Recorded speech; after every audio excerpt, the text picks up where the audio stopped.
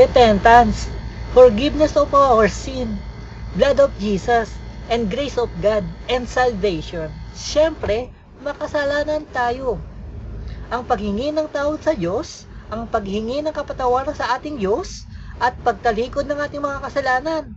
Patatawarin tayo ng Diyos sa ating mga kasalanan. Kayang-kaya pa rin tayong patawarin ng Diyos sa mga pagkukulang natin.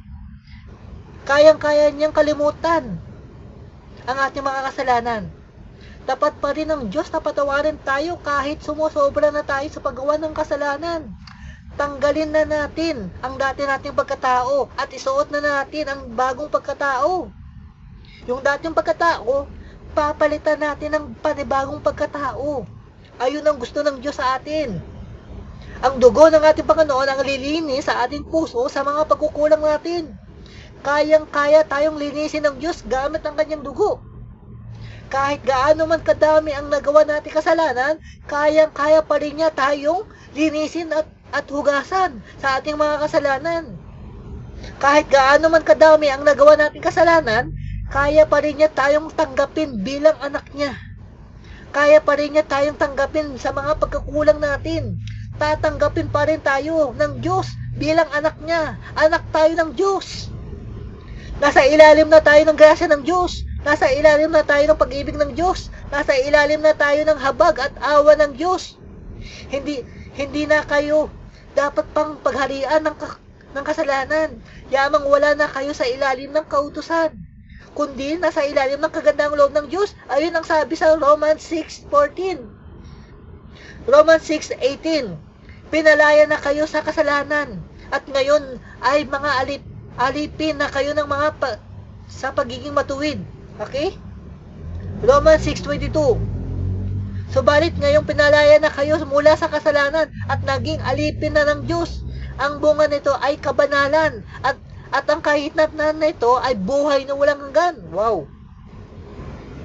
Kapag taos puso tayo humihingi ng tawad sa Diyos, makakatanggap tayo ng habag at awa ng Diyos. Makakatanggap tayo ng grasya ng Diyos. Makakatanggap tayo ng kaligtasan galing sa Diyos. Nahahabag ang Diyos sa buhay natin. Bakit? Kasi alam talaga ng Diyos na makasalanan tayo. Okay? Naawang Diyos sa buhay natin. Makakatanggap tayo ng sobrang lakas ng kapayapaan sa pangalan ni Jesus. Sobrang lakas ng kapayapaan ang ibibigay ng Diyos sa atin sa pangalan ni Jesus. Sa pangalan ni Jesus. Sa pangalan ni Jesus. Makakatanggap tayo ng buhay na walang hanggan galing sa Diyos. Sumampalataya lamang tayo sa Diyos. Ang pinakasusi ng kaligtasan ay ang pagsampalataya sa Diyos.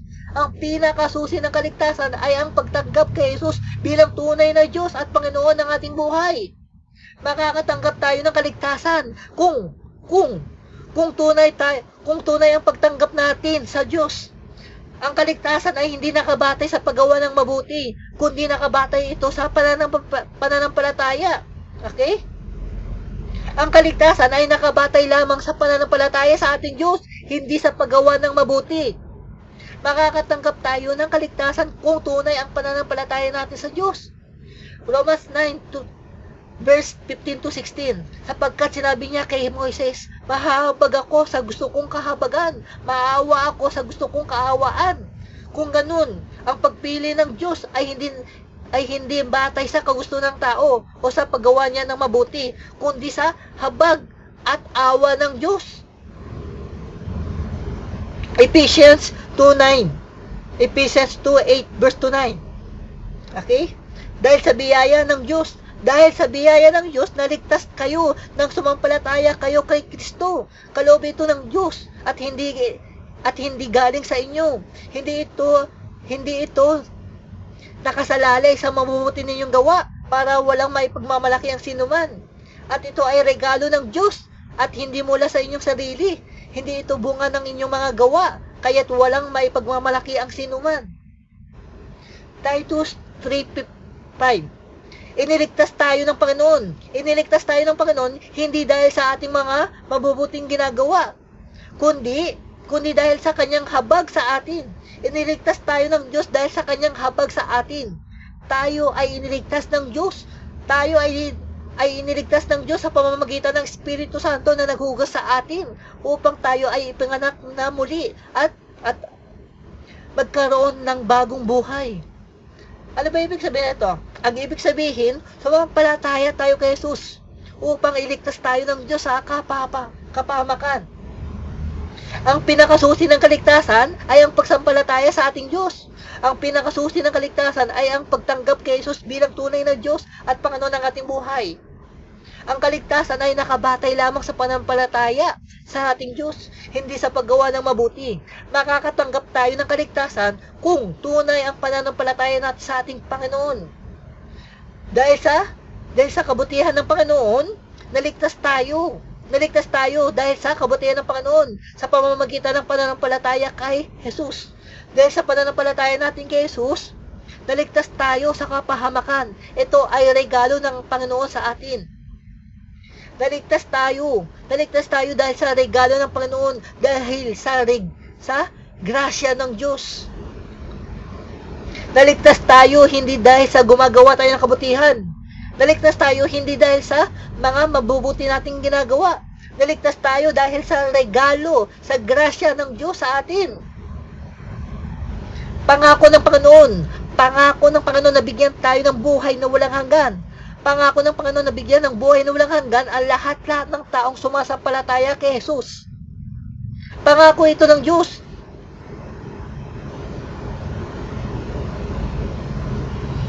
Acts 16:31. Sumampalataya ka sa Panginoong Jesus at maliligtas ka at ang iyong buong sambahayan. Romans 10:9. Ipahayag mo. Sabihin mong si Jesus ay Panginoon at sampalatayanan mo sa iyong puso na binuhay siya muli ng Panginoon, ng Diyos. Kapag ginawa mo ito, ikaw ay maliligtas. Ano ba ibig sabihin ito?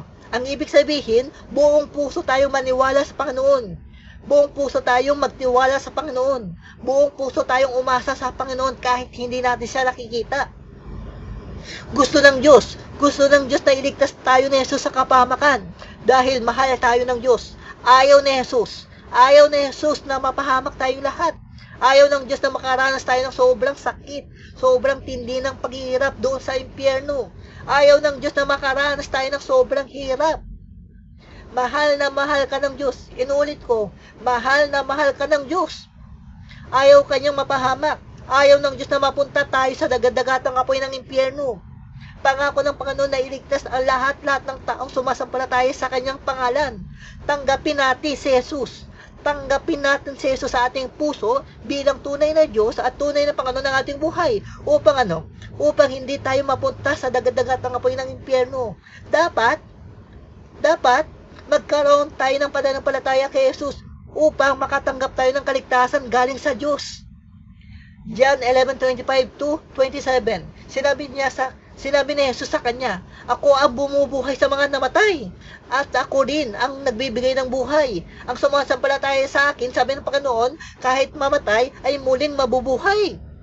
Ang sinumang nabubuhay at sumasampalataya sa akin, sabi ng Panginoon, ay hindi mamamatay kailanman. Naniniwala ka ba sa sinabi ko, sabi ng Panginoon?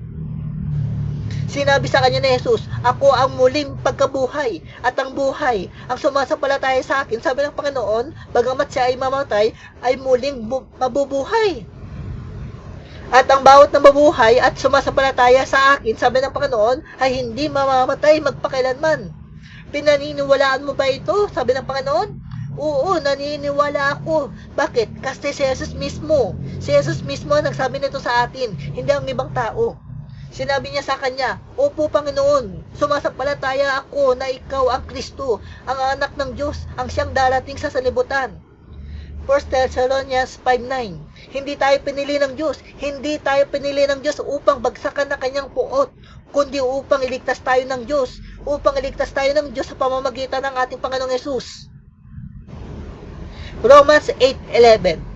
Kung naninirahan sa inyo ang Espiritu ng Panginoon, ng Diyos, na siyang muling bumuhay kay Jesus. Ang Holy Spirit ang muling bubuhay sa inyong mga katawang may kamatayan sa pamamagitan din ng kanyang Spiritong naninirahan sa inyo. Ano ba ibig sabihin ito? Ang ibig sabihin, ang Holy Spirit mismo ang muling bubuhay sa atin kapag tayo ay namatay na dito sa lupa. Ang Holy Spirit mismo ang nagpapatunay na muli tayong bubuhayin kapag tayo ay namatay na. bubuhayin tayong muli ng Diyos. Bakit? Kasi sa kapangyarihan ng Diyos. Dahil sa kapangyarihan ng Diyos, papalitan ng bago ang ating katawan sa kanyang kapangyarihan. Okay? Magiging glorified body na ang ating katawan kapag tayo ay namatay na dito sa lupa. Heavenly body na ang ating katawan. Okay? Magiging heavenly body na ang ating katawan, panglangit na katawan. Okay? Lagi natin tatandaan, may katawang panlangit at may katawang panlupa. Magkaiba ang katawang panlangit at ang katawang panlupa. 1 Corinthians 6:4. 1 Corinthians 6:14. Muling binuhay ng Diyos si Jesus at tayo man ay muling bubuhayin sa pamamagitan ng kanyang kapangyarihan. Gagawing glorified body ang ating katawan kapag tayo ay namatay na dito sa lupa. John 6:39-40. At ito ang kaloob ng Diyos Ama na nagsugo kay Jesus, na sa lahat ng ibinigay ng Diyos Ama sa akin kay Jesus ay huwag kong iwala ang anuman, kundi muli kong bubuhayin sa huling araw. Sapagkat ito ang kalooban ng aking Ama, na ang bawat nakakita sa Diyos Anak at sa Kanya'y sumasampalataya kay Jesus ay magkaroon ng buhay na walang hanggan, at muli ko siyang bubuhayin sa huling araw. At ito ang kalooban ng nagsugo sa akin sa minapanoon, na huwag kong hayaang pabayaang mawala ang kahit isa sa mga ibinigay sa akin. Sa halip ay bubuhayin ko silang muli sa huling araw, sapagkat kalooban ng aking Ama, kalooban ng Diyos Ama, na ang lahat ng sumasampalataya at kumikilala sa Diyos Anak ay magkaroon ng buhay na walang hanggan, at bubuhayin ko silang muli sa huling araw. Ang ibig sabihin, sa huling araw tayo bubuhayin ng Diyos kapag tayo namatay na dito sa lupa. Sumampalataya lamang tayo sa ating Panginoong Hesus.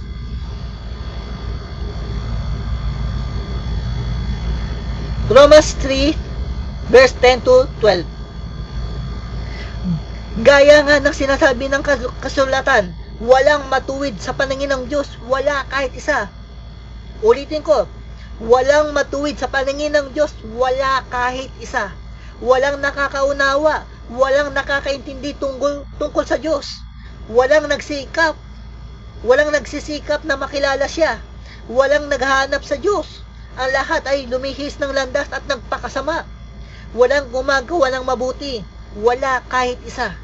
Ang lahat ay tumalikod sa Diyos at naging walang kabuluhan. Walang gumagawa ng mabuti, wala kahit isa. Ang ibig sabihin, wala lang talaga silang alam tungkol sa ating Diyos. Ayaw lang talaga nilang kilalanin ang Diyos sa buhay nila. Hindi lang talaga nila kilala ang Diyos. Okay? Hindi lang talaga nila kilala ang Diyos. Wala silang naiintindihan tungkol sa ating Diyos. Hindi lang nila talaga naiintindihan kung ano ba talaga ang patungkol sa ating Panginoon. Hindi nila kilala ang Diyos. Inuulit ko, hindi nila kilala ang Diyos. Mga bulag sila sa katotohanan. Bulag ang kanilang spiritual eye. Walang gustong maghanap sa ating Panginoon. May mga taong ayaw kilalanin ng Diyos. Wala talaga silang alam tungkol sa ating Panginoon. Binabaliwala lang nila ang Diyos. Walang taong gustong makilala ang Diyos. Hindi nila hinahanap ang Diyos sa buhay nila. Inuulit ko, hindi nila hinahanap ang Diyos sa buhay nila. Walang taong naghahanap sa Kanya. Nagpakasama ang maraming tao at walang gumagawa ng mabuti. Wala kahit isa. Lahat ng tao gumawa ng kasalanan at nagpakasama sila. Tumalikod sa Diyos ang maraming tao dahil ayaw nilang kilalanin ang Diyos sa buhay nila. Wala talagang gumagawa ng mabuti. Okay? Wala talagang gumagawa ng mabuti. Walang taong hindi nagkakasala. Lahat tayo nakakagawa ng kasalanan. Walang perpektong tao. Walang matuwid sa paningin ng Diyos. Walang matuwid kahit isa. Ang ibig sabihin, makasalanan talaga ang lahat ng tao. Okay? Makasalanan talaga ang lahat ng tao. Maraming tao ang lumihis ng landas at nagpakasama ang maraming tao. Walang gustong maghanap sa ating Diyos kahit isa. Ang akala ng ibang tao, walang Diyos. Pero ang totoo nito is, wala lang talaga silang alam tungkol sa Diyos. Hindi lang talaga nila kilala ang Diyos sa buhay nila. Ayaw lang talaga nilang kilalanin ang Diyos sa buhay nila. Mali ang akala ng iba. Okay? Wala lang talagang gustong maghanap sa ating Panginoon. Ayaw lang talaga nilang kilalanin ang Diyos. Ayaw nilang hanapin ang Diyos sa buhay nila. Kaya nagkakaroon sila ng maling paniniwala tungkol sa ating Panginoon. Nagkakaroon na pala sila ng maling paniniwala sa ating Diyos. Ayun ang resulta ng ayaw nilang kilalanin. Ayaw nilang hanapin ang Diyos. Ayun ang nagiging resulta nun. Nagkakaroon sila ng maling paniniwala sa ating Panginoon. Mga ngaral 7:20. Walang taong nabubuhay sa daigdig na gumagawa ng mabuti at hindi nagkakasala. Walang taong hindi nagkakasala. Okay? Romans 3:23, sorry. Sapagkat ang lahat ay nagkasala at hindi naging karapat-dapat sa paningin ng Diyos. Jeremiah 31 verse 34.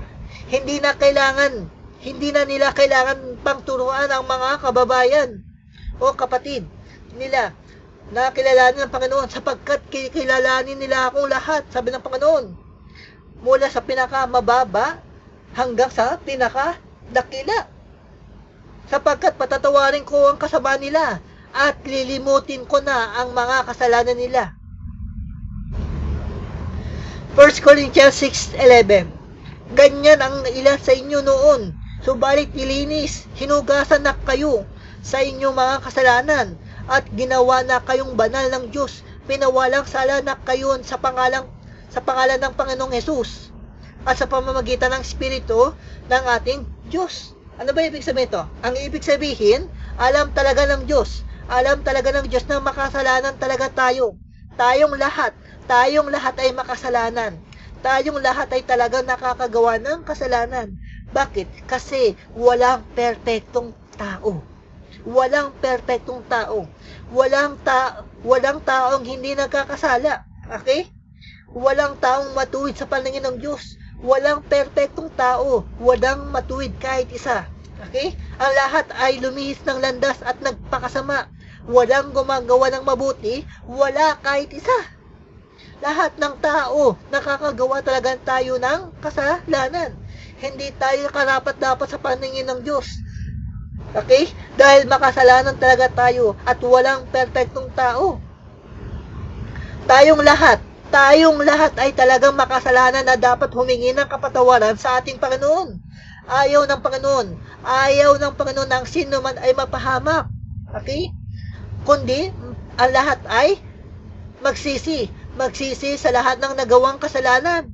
Taos puso tayong humingi ng tawad sa ating Panginoon. Okay? Taos puso tayong humingi ng tawad sa Panginoon sa mga nagagawa nating kasalanan upang linisin, hugasan tayo ng Diyos sa ating karumihan. Okay? Upang linisin niya ang ating mga kasalanan.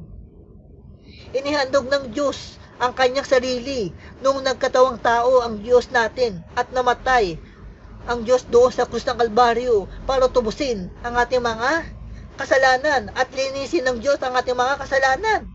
Sapat na ang dugo ng Diyos para malinis ang ating mga kasalanan sa ating puso at kaluluwa. Ginagawang banal ng Diyos yung mga taong nililinis niya gamit ang kanyang dugo. Lilinisin at hihuhugasan ng Diyos ang ating mga kasalanan dito sa ating puso at kaluluwa. Okay? Ang Diyos natin ay nagkatawang tao lamang. Nagsacrifice siya doon sa krus ng Kalbaryo at muling nabuhay ang Diyos ng ikatlong araw. Okay? Binuhay ng Diyos Ama si Jesus. Binuhay ng Diyos Ama si Jesus gamit ang kapangyarihan ng Diyos. Nabuhay muli si Jesus. Pinalitan ng bago ang katawan ng Diyos. Okay? Ginawang glorified body ang katawan ng Diyos. Perfecto na ang katawan ng Diyos ngayon. Hindi na siya namamatay-matay ngayon. Bakit? Kasi glorified body na ang katawan niya ngayon. Perfecto na ang katawan ng Diyos ngayon. Okay? Si Jesus ay nagkatawang tao lamang upang magkaroon lang siya ng kamatayan sa krus ng Kalbaryo upang tubusin tayo sa ating mga kasalanan at magkaroon tayo ng buhay na walang hanggan kasama ang Diyos. Okay? Nag-sacrifice si Jesus doon sa krus ng Kalbaryo. Ulitin ko. Nag-sacrifice si Jesus doon sa krus ng Kalbaryo upang mapatawad ang ating mga kasalanan, upang magkaroon tayo ng kapatawaran sa tuwing nakakagawa tayo ng kasalanan. Si Jesus ay nagkatawang tao lamang. Inulit ko, si Jesus ay nagkatawang tao lamang upang magkaroon lang siya ng kamatayan doon sa krus ng Kalbaryo, upang magkaroon siya ng kapangyarihang magpatawad ng ating mga kasalanan. Nagkatawang tao ang Diyos natin. Nagkatawang tao lamang ang Diyos natin. Tapos, iniligay ng Diyos sa loob ng katawan niya ang lahat ng ating mga kasalanan. Ibinagsak sa Kanya ang lahat ng kasalanan. Pinurusahan ang lahat ng kasalanan natin sa loob ng katawan ng Jesus. Okay? Para magkaroon tayo ng kaligtasan. Para makatanggap tayo ng kaligtasan galing sa ating Panginoon. At ito ay regalo ng Panginoon, at ito ay walang bayad, at ito ay libre lamang. Actually, mas makasalanan pa ako sa inyo. Mas malinis pa kayo kaysa sa akin. Mas banal pa kayo kaysa sa akin. Bakit? Kasi nga, makasalanan talaga ako. Pero, kayo din. Makasalanan din talaga kayo. Pare-pareho tayong makasalanan dito. Pinapatawad lang ako ng Diyos sa mga pagkukulang ko. Humihingi lang ako ng tawad kay Jesus. Tapos puso lang ako humihingi ng tawad sa ating Panginoon. Hinuhugasan lang ng Diyos yung mga kasalanan ko dito sa aking puso. Okay? Nililinis lang at tinatanggal lang ng Diyos yung mga kasalanan ko. Okay? Makasalanan talaga ako. Mas marumi pa akong tao kaysa sa inyo. Nakatanggap lang ako ng habag at awa ng Diyos. Nakatanggap lang ako ng grasya ng Diyos. Naawa lang talaga ang Diyos sa buhay ko. Nahabag lang ang Diyos sa akin. Ganon din kayo. Kahabagan din kayo ng Diyos. Makakatanggap din kayo ng habag at awa ng Diyos. Makakatanggap din kayo ng grasya ng Diyos. Okay? Kung nakatanggap ako ng habag at awa ng Diyos, kayo din. Makakatanggap din kayo ng habag at awa ng Diyos. Kahabagan din kayo ng Diyos.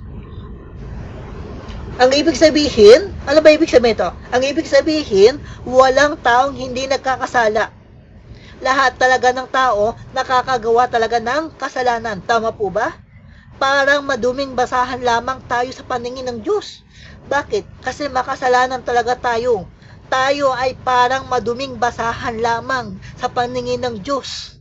So, ang ibig sabihin, kailangan talaga nating humingi ng tawad sa ating Diyos para luminis ang ating puso, para matanggal na ang lahat-lahat ng kasalanan sa puso natin.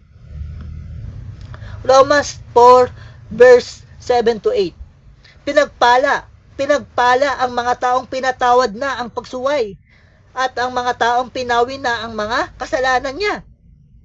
Pinagpala ang taong hindi na pagbabayaran ng Panginoon sa kanyang mga kasalanan. Okay? Ephesians 1:7. Tinubos tayo ng Diyos sa pamamagitan ng kanyang dugo at pinatawad ang ating mga kasalanan. Ganun kasagana ang kanyang kagandahang loob. Pinatawad ng Diyos ang mga kasalanan natin. Napakalaki ng biyayang ipinagkaloob sa atin ng Diyos. Ayon sa kasaganaan ng kanyang biyaya, tayo ay mayroong katubusan sa pamamagitan ng kanyang dugo. Ang kapatawaran sa mga kasalanan. Okay? panaghoy. Lamentation 3 verse 23. Araw-araw ay ipinapakita ng Diyos ang kanyang habag sa atin. Dakila ang katapatan ng Panginoon. Okay? Lagi natin tatandaan, makakatanggap tayo ng habag at awa ng Diyos. Makakatanggap tayo ng grasya ng Diyos. Si Jesus ay Diyos ng habag at awa. Okay? Sumampalataya ka kay Jesus. Sumampalataya ka kay Jesus upang makatanggap ka ng habag at awa ng Diyos. Okay? Sumampalataya ka kay Jesus upang makatanggap ka ng kaligtasan galing sa Diyos. Okay? Sumampalataya ka kay Jesus upang makatanggap ka ng buhay na walang hanggan. Napakalaki ng biyayang ipinagkaloob sa atin ng Diyos. Okay? Mag-focus tayo sa pagtalikod ng ating mga kasalanan para patawarin tayo ng Diyos sa ating mga kasalanan. Mag-focus tayo sa forgiveness ng Diyos sa atin. Mag-focus tayo sa grasya ng Diyos sa atin. Mag-focus tayo sa habag at awa ng Diyos sa atin. Mag-focus tayo sa dugo ng Diyos sa atin. Bakit? Kasi lilinisin tayo ng kapangyarihang dugo ng Diyos sa ating mga kasalanan dito sa ating puso at kaluluwa. Okay? Mag-focus tayo sa paghingi ng tawad kay Jesus. Huwag tayong magpo-focus sa kasalanan. Bakit? Kasi kayang-kaya tayong patawarin ng Diyos. Kayang-kaya tayong linisin ng Diyos gamit ang kanyang dugo. Mag-focus tayo sa forgiveness ng Diyos. Okay? Mag-focus tayo sa forgiveness ng Diyos sa atin. Kayang-kaya talaga tayong patawarin ng Diyos sa mga pagkukulang natin. Kakalimutan na ng Diyos ang mga kasalanan natin. Okay? Kakalimutan na ng Diyos ang mga kasalanan natin. Makakatanggap tayo ng habag at awa ng Diyos. Makakatanggap tayo ng grasya ng Diyos. Makakatanggap tayo ng kaligtasan galing sa Diyos sa pangalan ni Jesus. Mag-focus tayo sa grasya ng Diyos sa atin. Kayang-kaya tayong patawarin ng Diyos sa mga pagkukulang natin. Kayang-kaya niyang kalimutan ang ating mga kasalanan. Napakalaki ng biyayang ipinagkaloob sa atin ng Diyos. Tapat pa rin ang Diyos. Tapat pa rin ang Diyos na patawarin tayo kahit sumusobra na tayo sa paggawa ng kasalanan. Si Jesus ay Diyos ng habag at awa. Patatawarin pa rin tayo ng Diyos kahit sukdulan na ang kasamaan natin. Inulit ko, patatawarin pa rin tayo ng Diyos kahit sukdulan na ang kasamaan natin. Okay? Tapat pa rin ng Diyos na patawarin tayo kahit masamang tao tayo. Dahil nahabag ang Diyos sa buhay mo. Kahit pasaway tayong tao, mas lalong sumasagana ang habag at awa ng Diyos sa atin. Kahabagan pa rin tayo ng Diyos kahit pasaway tayong tao. Okay? Mas lalong sumasagana ang biyaya ng Diyos kapag nakakagawa tayo ng masama nang hindi natin sinasadya. Okay? Babaguhin tayo ng Diyos. Tayo ng Diyos kapag nakatanggap tayo ng kanyang pag-ibig. Awang-awa ang Diyos sa atin. Awang-awa ang Diyos sa buhay natin. Kapag nakikita niyang gumagawa tayo ng masama sa ating kapwa. Napakalaki ng habag at awa ng Diyos na kaya niyang ibigay sa atin. Mayroon tayong kapatawaran sa ating mga kasalanan. Si Jesus ang nagpapatawad sa ating mga kasalanan. Si Jesus ang naglilinis sa ating puso at kaluluwa. Ginagamit ng Diyos ang kanyang dugo para linisin niya ang mga kasalanan natin sa ating puso at kaluluwa sa pangalan ni Jesus. Okay. Romans 5 verse 1-2. Sapagkat napawalang sala na tayo sa pamamagitan ng ating pananampalataya. Mayroon na tayong mapayapang ugnayan sa ating Diyos sa pamamagitan ng ating Panginoong Jesus. Sa pamamagitan ng pagsampalataya kay Jesus, tinamasa natin ang kagandang loob ng Diyos at tayo ay nagagalak dahil sa pag-asang tayo ay makakabahagi sa kanyang kaluwalhatian. Okay? Mag-focus tayo sa pagtalikod ng ating mga kasalanan para mapatawad ang ating mga kasalanan. Itinuturo ko to sa inyo kasi ang akala ng iba, hindi nagpapatawad ang ating Diyos. Ang akala ng iba, itinuturo ko to sa inyo kasi ang akala ng iba, hindi marunong magpatawad ang ating Diyos. Ang akala ng iba, hindi nahabag ng Diyos sa atin. Okay? Ang akala ng iba, hindi malilinis yung mga kasalanan natin kapag nagkakasala tayo nang hindi natin sinasadya. Mali ang akala ng iba. Ang akala ng ibang tao, hindi natatanggal ang mga kasalanan. Hindi nalilinis ang kasalanan. Mali.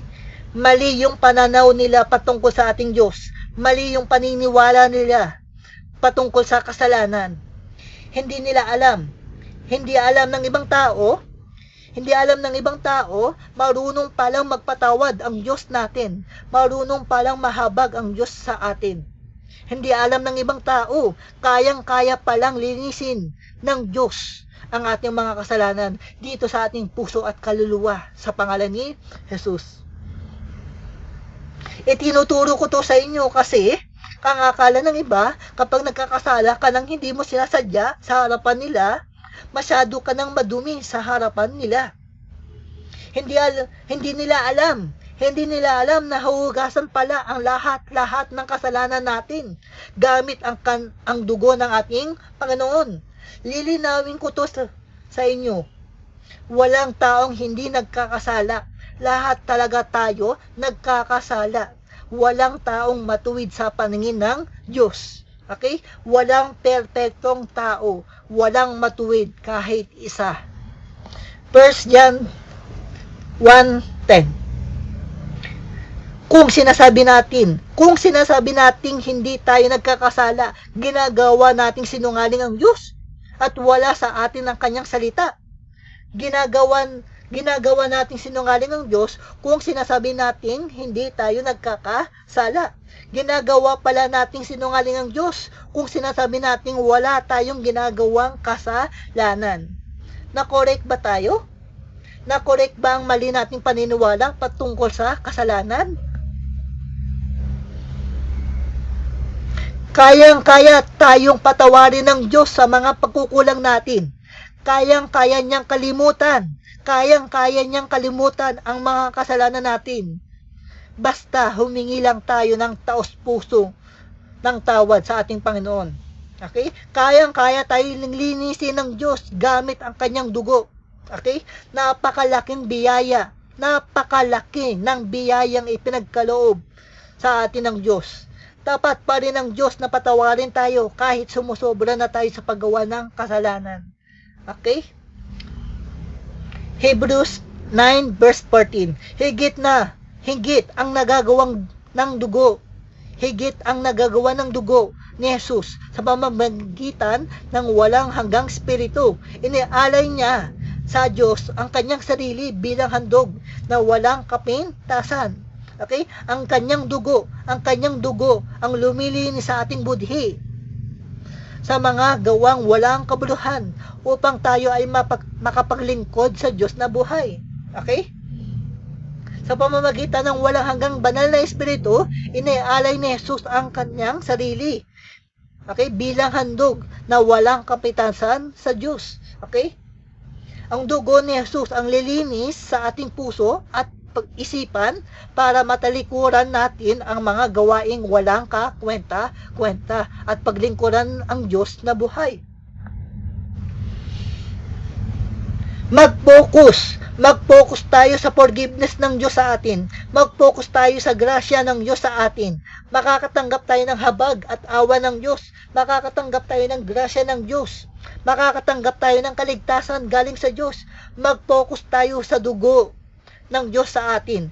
Bakit? Kasi lilinisin at huhugasan tayo ng kapangyarihang dugo ng ating Panginoon sa ating mga kasalanan dito sa ating puso at kaluluwa sa pangalan ni Jesus. Okay? Mag-focus tayo sa forgiveness ng Diyos sa atin.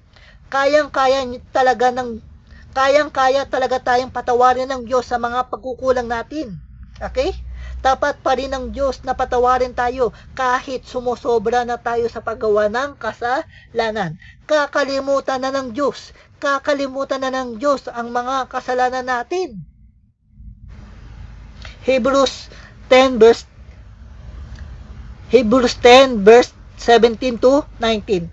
Pagkatapos ay sinabi pa niya, kakalimutan ko na ang kanilang mga kasalanan at kasamaan. Kakalimutan ko na ang kanilang mga kasalanan at kasamaan, sabi ng Panginoon. Sapagkat dahil ipinatawad na ang mga kasalanan, hindi na kailangan pang maghandog dahil sa kasalanan. Okay? Kaya mga kapatid, malaya na tayong makakapasok sa pinakabanal na lugar dahil sa dugo ni Jesus. Wow! Romans 5 verse 17 to 21. Sa pamamagitan ng pagsuway ng isang tao, naghari ang kamatayan. Ngunit sa pamamagitan din ng isang tao, si Jesus, nagkatawang tao lamang ang Diyos natin, na si Jesus. Okay? Ang mga taong pinagpala ng sagana at itinuring na matuwid ng Diyos ay maghahari sa buhay. Okay? At kung paanong ang pagsuway ng isang tao ay nagdulot ng kaparusahan sa lahat, ang matuwid na ginawa rin ng isang tao, nagkatawang tao, ay nagdulot ng pagpapawalang sala at nagdudulot ng buhay sa lahat. Wow! Sapagkat kung naging makasalanan ang marami, dahil sa pagsuway ng isang tao, marami rin ang mapapawalang sala dahil sa pagsunod na din ng isang tao. Okay? Nang magkaroon ng kautusan, dumami ang pagsuway. Ngunit sa pagdami naman ng mga pagsuway, ay lalong sumagana ang kagandahang loob ng Diyos. Lalong sumagana ang kabutihan ng Diyos. Lalong sumagana ang grasya ng Diyos. Kaya nga, kung paano naghahari ang kasalanan sa pamamagitan ng kamatayan, gayon din naman maghahari din ang kagandahang loob ng Diyos sa pamamagitan ng pagpapawalang sala. At ito ay magdudulot ng buhay na walang hanggan sa pamamagitan ng ating Panginoong Hesus Kristo. Isaiah 1 verse 18. Isaiah 1 verse 18. Sinabi pa ng Panginoon, hali kayo, at pag-usapan natin ito. Kahit gaano man kadumi ang inyong mga kasalanan, lilinisin ko iyan para maging malinis kayo. Hali kayo, at tayo ay magpaliwanagan, sabi ni Yahweh. Gaano man kapula ang inyong mga kasalanan, gaano man kadami ang inyong mga kasalanan, kayo ay aking papuputiin tulad ng yelo o bulak, sabi ng Panginoon. Mga awit 51 verse 7. Linisin at hugasan ninyo ako sa aking mga kasalanan at lubusang luminis upang mga awit 51 verse 7. Linisin at hugasan ninyo ako sa aking mga kasalanan upang lubusang luminis ang puso at kaluluwa ko. Ako ay linisin, sa alak ko ay hugasan, at ako ay puputi ng lubos-lubusan. Ano ba ibig sabihin nito? Ang ibig sabihin, lilinisin. Huhugasan pala tayo ng Diyos kapag humingi tayo ng tawad sa Kanya. Huhugasan tayo ng dugo ng ating Diyos. Huhugasan ang ating mga kasalanan dito sa ating puso at sa ating kaluluwa para maging malinis tayo. Huhugasan tayo ng dugo ng Diyos upang lubusan tayong luminis sa ating mga kasalanan. Magiging malinis na tayo. Okay, inuulit ko. Magiging malinis na tayo. Magiging malinis na ang ating mga puso at ating kaluluwa. Okay? Taos puso tayong humingi ng tawad sa ating Diyos para linisin at hugasan tayo ng Diyos sa ating mga kasalanan. Papuputiin tayo ng Diyos. Okay? Papuputiin tayo ng Diyos tulad ng snow. Lubusan tayong magiging malinis. Di ba? Ang snow, sobrang linis, sobrang puti. Di ba? Ganon din ang gagawin ng Diyos sa atin kapag humingi tayo ng tawad sa ating Diyos. Okay? Magiging sobrang puti na rin tayo, tulad ng snow, na wala na, natanggal na ang ating mga kasalanan. Tinanggal na ng Diyos ang ating mga kasalanan. Okay? Kayang-kaya tayong patawarin ng Diyos sa mga pagkukulang natin. Kayang-kaya niyang kalimutan ang mga kasalanan natin. Kayang-kaya tayong linisin ng Diyos gamit ang kanyang dugo. Tapat pa rin ng Diyos na patawarin tayo kahit sumusobra na tayo sa paggawa ng kasalanan. Lagi natin tatandaan, makasalanan talaga tayo. Nagkakasala talaga tayo. Okay? Nakakagawa talaga tayo ng kasalanan. Okay? Bakit? Kasi may sinful nature tayo na namana natin kaila Adan at Eva. Meron lang tayong sinful nature na sa puso natin na namana kaila Adan at Eva. Okay? Hindi talaga natin maiwasan na gumawa ng kasalanan nang hindi natin sinasadya. Kasi makasalanan talaga tayo. Pero may forgiveness, may biyaya, meron tayong grasya ng Diyos, meron tayong kaligtasan, okay? Merong nagpapatawad sa atin sa mga kasalanan, okay? Si Jesus ang nagpapatawad sa atin. Lagi natin tatandaan, si Jesus ang nagpapatawad sa atin sa mga nagagawa nating kasalanan, okay? Ang ayaw lang ng Diyos, ayaw nating aminin yung mga kasalanan natin. Imbis na aminin natin yung mga pagkukulang natin, itinatago pa natin. Huwag nating itago ang mga kasalanan natin sa Diyos. Okay? Ayaw ng Diyos na ayaw nating humingi ng tawad sa Kanya. Ayaw ng Diyos na itinatago pa natin. Ayaw ng Diyos na itinatago pa natin yung mga masasama nating ginagawa. Okay? Ayaw ng Diyos na hindi tayo tumatalikod sa mga kasalanan natin. Okay? Ayaw ng Panginoon na ang sinuman ay mapahamak, kundi ang lahat ay magsisi sa lahat ng nagawang kasalanan. Kayang-kaya ng Diyos na iligtas tayo.